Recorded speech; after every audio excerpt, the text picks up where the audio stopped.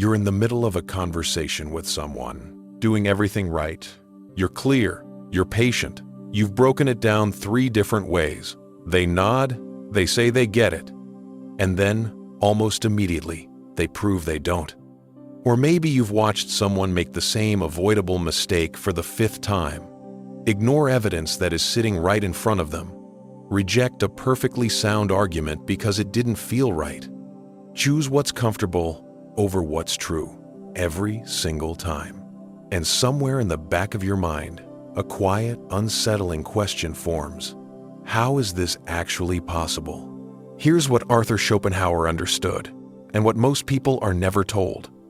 The majority of human beings are not operating at the level you've been conditioned to expect.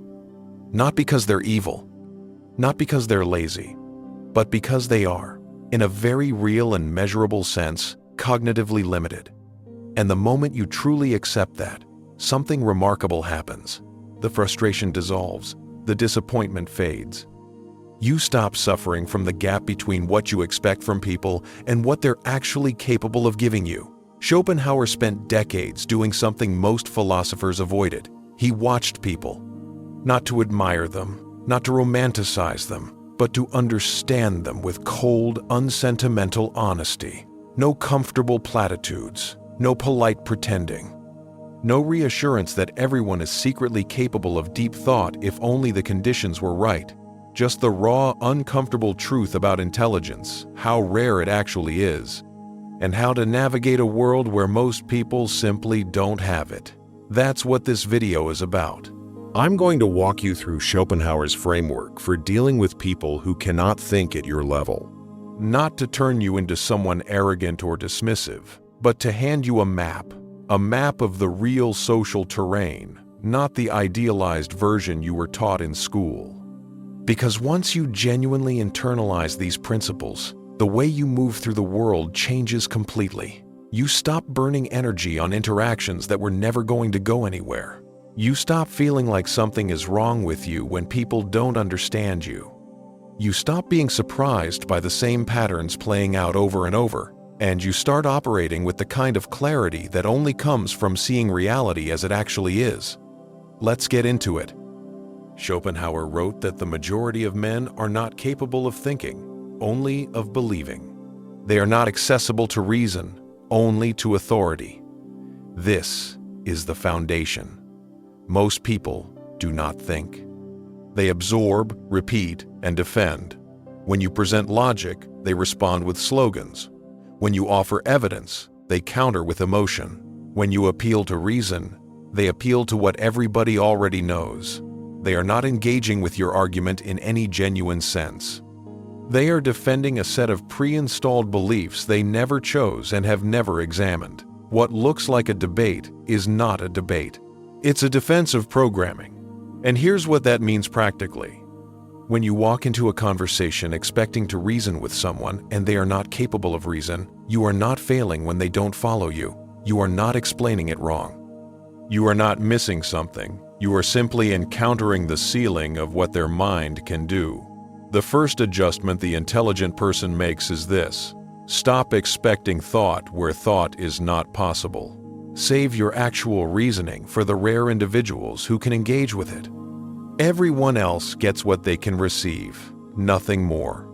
Schopenhauer also noted that most people function at a cognitive level barely a step above pure instinct.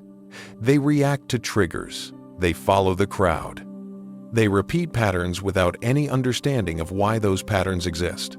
We've been sold a comfortable story that intelligence is widespread, that most people are reasonably sharp and just need the right opportunity to show it. That story is fiction. Real intelligence, which is the ability to think abstractly, to analyze honestly, to sit with complexity without collapsing it into something simpler, is extraordinarily rare. We're talking perhaps 5% of the population, possibly less. Watch how the people around you actually make decisions, not through careful analysis, but through emotion and social pressure. Watch how they form their beliefs, not through investigation, but through tribal identity. Watch how they argue, not to find truth, but to win for their side. This is not the exception. This is the norm. Intelligence is the anomaly. Schopenhauer's philosophy demands one thing here: calibrate your expectations to match this reality. You are not surrounded by hidden intellectuals waiting for the right moment to emerge. You are surrounded by people running on biological default settings. The intelligent person adjusts accordingly, not out of contempt, but out of accuracy. Here's the insight that will save you years of unnecessary frustration. Some people cannot understand you. Not won't, cannot. Their cognitive architecture does not support the level of abstraction you're working with. You're explaining calculus to someone who hasn't mastered basic arithmetic. You're discussing layered, nuanced positions to someone whose mind only processes binary options. You're presenting philosophy to someone whose thinking never goes beneath the surface. The gap is not bridgeable through a better explanation. A clearer analogy won't fix it. More patience won't fix it.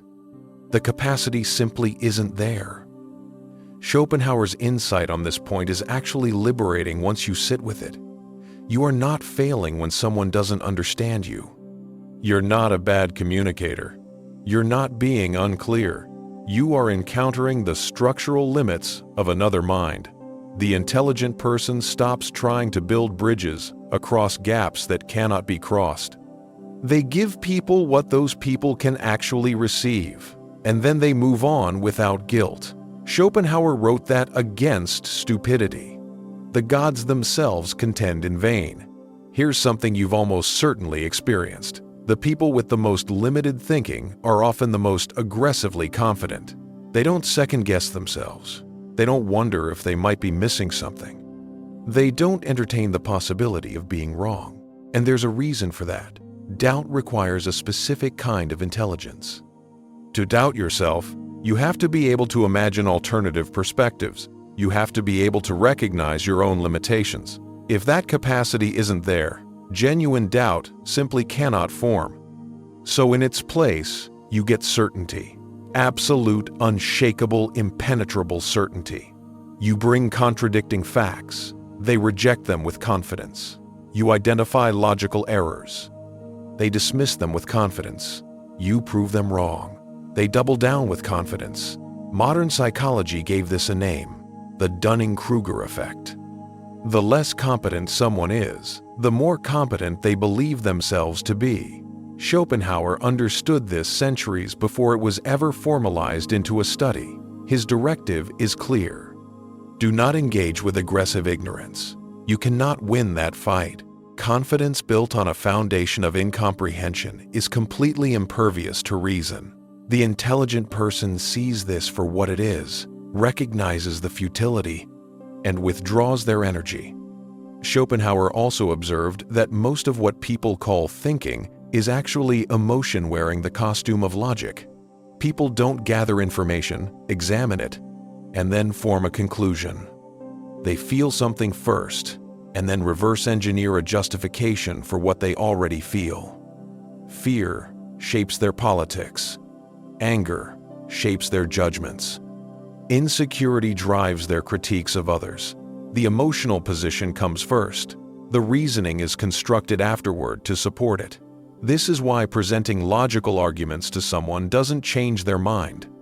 You're not actually arguing against their thoughts. You're arguing against their feelings. And feelings do not respond to logic. You cannot reason someone out of a position they never reasoned themselves into. Schopenhauer's philosophy cuts through the illusion. The intelligent person recognizes what's actually happening in most conversations. They stop arguing against conclusions and start understanding the emotional architecture underneath. And then, more often than not, they stop arguing at all. Not because they've given up, but because they understand that the tool they're reaching for simply doesn't work here. There's another layer to this that Schopenhauer identified, and it's one that stings a little. The person who lacks intelligence cannot recognize that they lack it. Identifying a limitation requires the very capacity that's missing. So, they don't know what they can't see. And by the same logic, they cannot recognize superior intelligence in others. Your depth looks like overcomplication to them. Your nuance looks like confusion. Your carefully constructed reasoning looks like you're making things unnecessarily difficult. You've probably heard the phrase, "If you really understood it, you could explain it simply." This line is regularly used as a weapon against intelligent people by those who cannot follow them. But it's a false premise. Some things are genuinely complex. Simplifying them doesn't make them clearer. It destroys what made them true.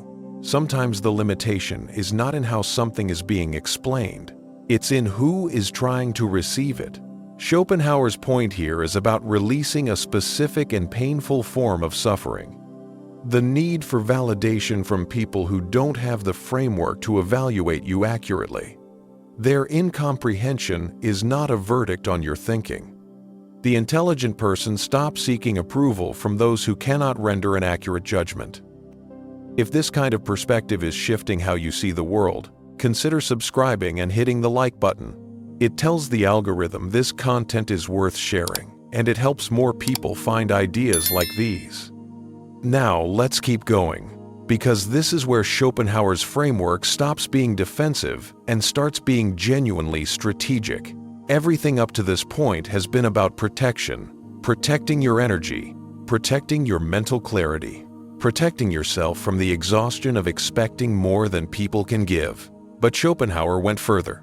He didn't just teach how to avoid being drained by limited thinking.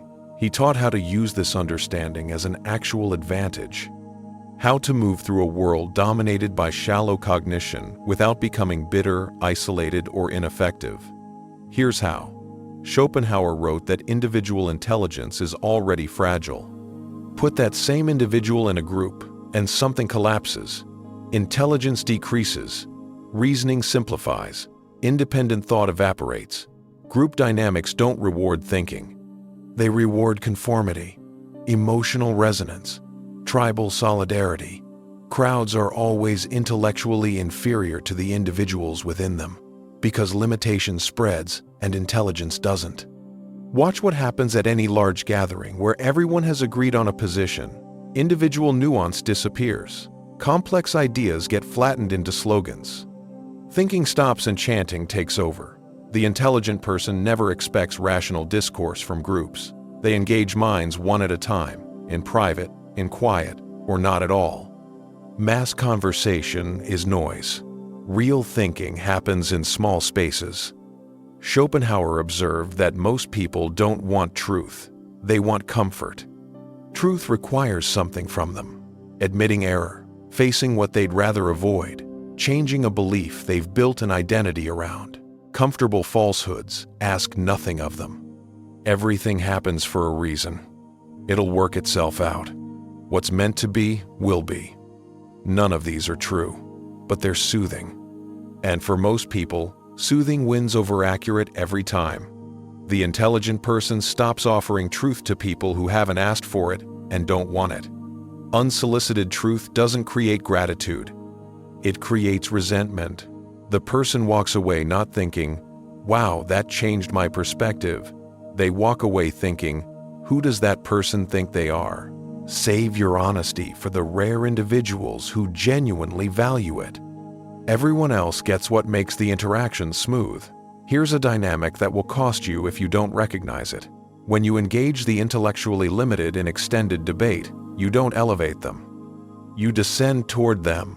You start using their framing, their vocabulary, their emotional logic. The longer the exchange continues, the more you reduce and compress your position into something they might be able to grasp. And in that compression, you lose the actual substance of what you were saying. The limited thinker hasn't risen. You've just lowered yourself. Schopenhauer's philosophy is protective here. Your intelligence is a resource, a finite one. Guard it like one.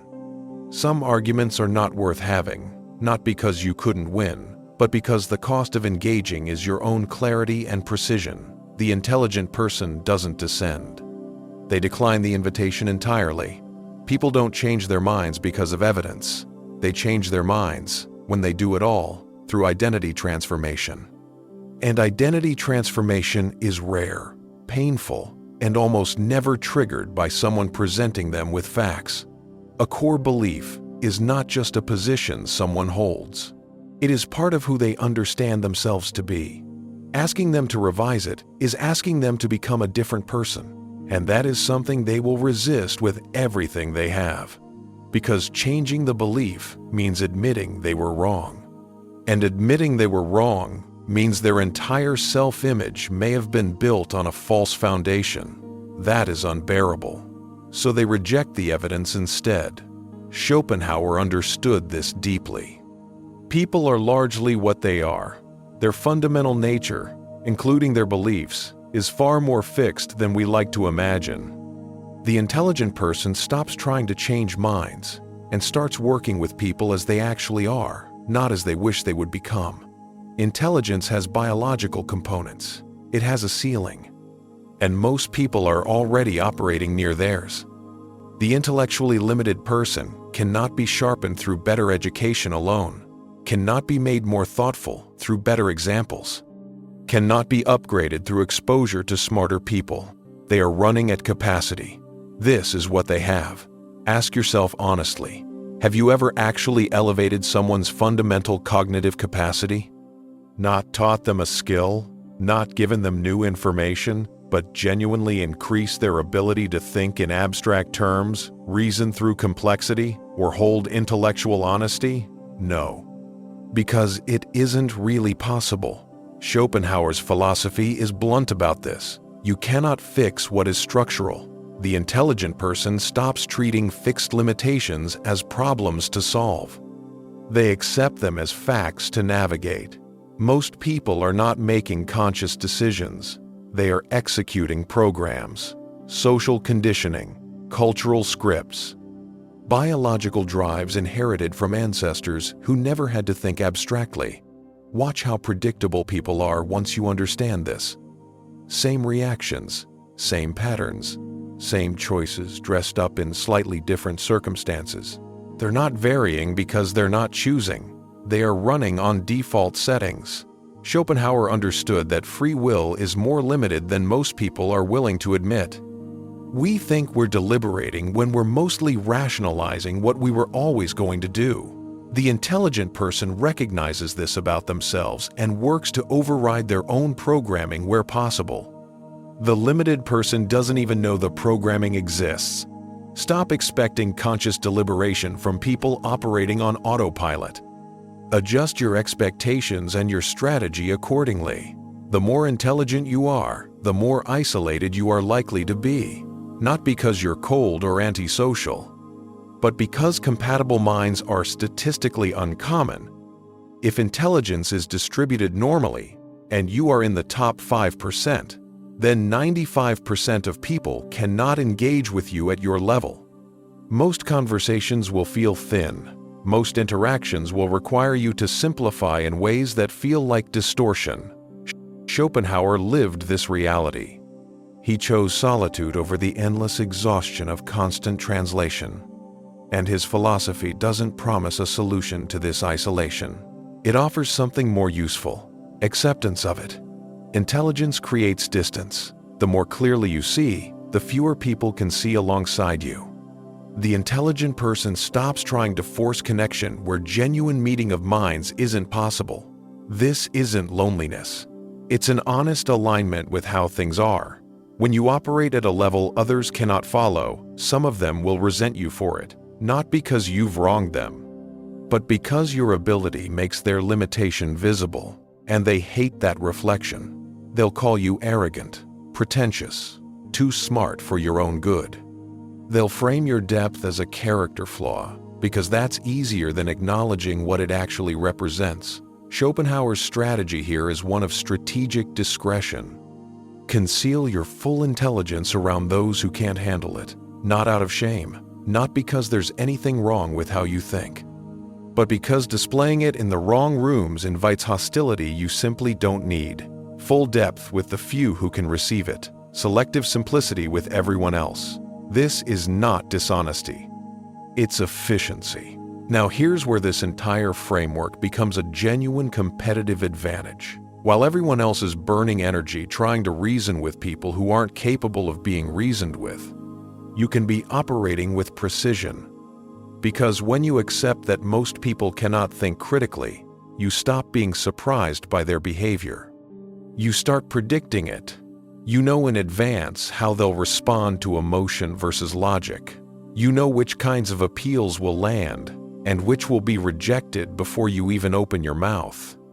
You understand that they will follow confidence over competence, comfort over truth, tribal identity over independent thought. And that predictability is your edge. While they're reacting, you're planning. While they're feeling, you're calculating. While they're running on autopilot, you're operating with full awareness. The historical figures who actually shaped the world understood this. They didn't exhaust themselves trying to convince everyone. They identified the small fraction of people capable of genuine understanding, convinced them, and let that influence cascade downward through social proof and authority. Because you don't need to persuade the majority. You just need to position yourself correctly within the system the majority has already built. The majority will follow whoever holds authority, whoever projects confidence, whoever their tribe endorses. The intelligent person doesn't fight this. They work within it. They build relationships with the rare few who can think. They communicate in the language of emotion and simplicity with those who require it. They reserve depth for those who can actually use it. This is not manipulation. It's a realistic understanding of human nature, applied with intention. You have a choice. You can continue expecting people to rise to your level and suffer the disappointment that comes every single time they don't. Or you can accept their limitations, adjust your approach, and begin making real progress in a world that runs on emotion far more than logic. Schopenhauer's philosophy is not about resignation. It's not about giving up on people or withdrawing from the world. It's about winning differently. It's about understanding the game as it actually exists and playing it with open eyes. Most people are intellectually limited. This will not change. You cannot fix it, alter it, or wish it away. You can only accept it. And in that acceptance, something opens up. Freedom from the frustration of expecting what people cannot give. Freedom from the disappointment of watching them fall short of a standard they were never capable of meeting. Freedom from wasted effort, aimed at walls that will not move. You stop expecting people to understand what they can't understand. You stop hoping for reason where reason has never taken root. You stop letting other people's limitations become your suffering. You see reality clearly. You move through it strategically. And you stop letting the gap between how the world should work and how it actually works drain a single hour of the one life you have. That is Schopenhauer's gift to anyone willing to receive it.